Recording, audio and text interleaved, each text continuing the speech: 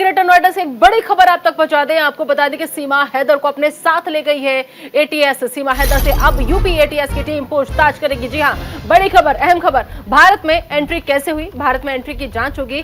साथ ही साथ खबर यह भी है कि सचिन का बैकग्राउंड भी खंगालेगी यूपी एटीएस। तो अहम खबर, बड़ी खबर, सीमा हैदर से यूपी एटीएस की टीम जो है वो पूछताछ करेगी। पूछताछ के लिए फिलहाल सीमा हैदर को अपने साथ ले गई है यूपी एटीएस। और कहा यह जा रहा है कि सादी वर्दी में जो लोग थे वो वहां पर पहुंची थी टीम, और अब उसके बाद सचिन को अपने साथ लेकर के एटीएस की टीम पूछताछ करेगी। साथ ही साथ जिसके पास सीमा आई है यानी सचिन का बैकग्राउंड जो है वो भी खंगाला जाएगा। तो अहम खबर, बड़ी खबर सीमा हैदर से जुड़ी हुई इस वक्त आपको हम बता रहे हैं। तो सीमा का क्या सच से जब सामना होगा तो सारे राज खुलेंगे, ये सबसे बड़ा सवाल है। क्योंकि लगातार जिस तरीके से आपको बता दें कि पाकिस्तान से आई सीमा हैदर आराम के साथ रह रही थी यहाँ पर, लेकिन शुरू से ही सवालिया निशान लगातार सीमा हैदर पर लग रहे थे। सबसे बड़ा जो फेलियर था वो हमारी खुफिया एजेंसियों का था, वो हमारी जांच एजेंसियों का था।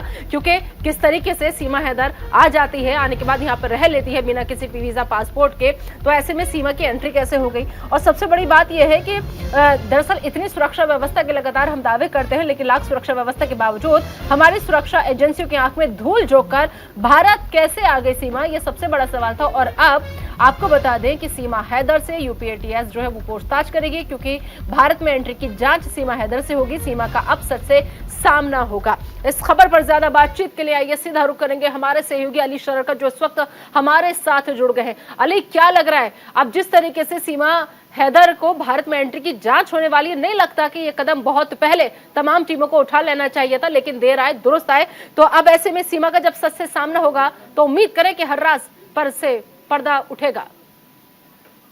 बिल्कुल निदा, आपको बता दें आज से इस पूरे मामले की देखरेख और पूरी जांच यूपी एटीएस करेगी। एटीएस बहुत ही एक्सपर्ट टीम कहलाती है देश की, उत्तर प्रदेश की खासकर।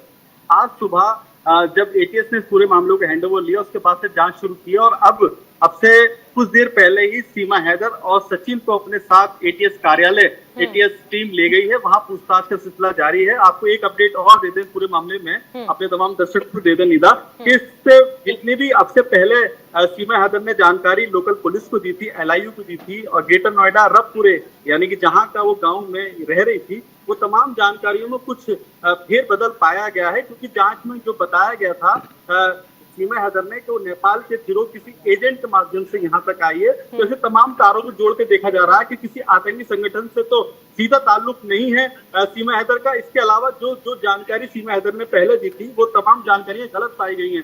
और जो पाकिस्तानी यूट्यूब चैनलों की तरफ से जो इंटरव्यू दिए जा रहे हैं, चाहे उसके पति गुलाम के हों या इसके अलावा उसके एक्स बॉयफ्रेंड के हों या उसकी जो बेस्ट फ्रेंड है उसकी तरफ से जो जानकारी मिल रही है, उसमें बहुत सारा फेल बदल मिल रहा है। इसी के चलते यूपी एटीएस ने इस पूरे मामले की जांच अपने हैंडओवर ली है। और एक जानकारी ये भी है कि केंद्रीय जांच एजेंसी एनआईए भी इस पूरे मामले की देखरेख कर रहा है निदा।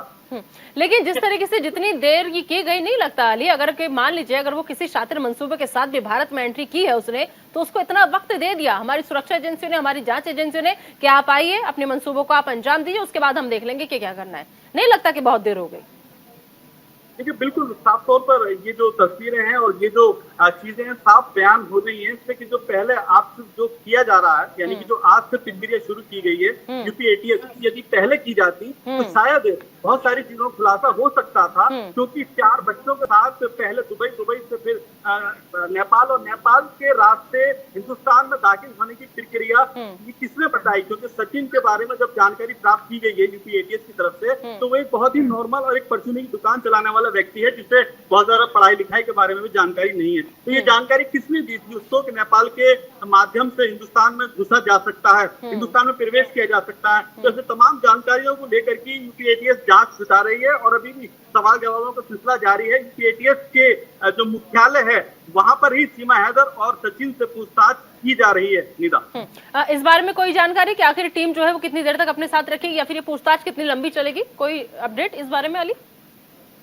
लेकिन निदा अभी कहा नहीं जा सकता क्योंकि यूपी एटीएस ने अब से आधे करीब 1 घंटे पहले ही पहुंच करके अपने हैंडओवर ली है चीजें और पूछताछ की है कि आखिरकार कहां से कैसे कैसे आप यहाँ आई और जो जानकारी पहले दी गई थी उस जानकारी के मुताबिक जो सवाल जवाब होगा फिर, यानी कि मैंने अभी कहा था, आपने सुना होगा, आपने मैसेज किया होगा कि वो जो दो जानकारी अलग अलग दी गई है। पहले बताया गया ये था बड़ा अपडेट है। फला एजेंट के साथ आई, लेकिन अब दोबारा बताया गया कि मैं किसी दूसरे एजेंट के, यानी कि दो एजेंट के नाम बताए गए। तो इसमें यूपी एटीएस लगातार जांच कर रही है और ये माना जा सकता है कि जो जांच का दायरा है बड़ा हो सकता है। तो ये भी कहा जा सकता है कि शाम तक भी पूछताछ हो सकती है। बिल्कुल ठीक है। अली, आप ये बहुत बड़ा अपडेट यहाँ पर दे रहे हैं कि देखिए जिस तरीके से 3 बार पूछताछ हुई है, तीनों बार में बयान सीमा ने अपने बदले हैं और वो भी जांच का विषय कि आखिर वो बार बार बयान अपने क्यों बदल रही थी, क्यों वो किसी और को कुछ और बता रही थी, कहीं जाकर कुछ और बता रही थी। चलिए फिलहाल अली नजर आए बनाए रखिएगा, आपसे अपडेट हम लेते रहेंगे। इस तमाम जानकारी के लिए अली बहुत बहुत शुक्रिया आपका।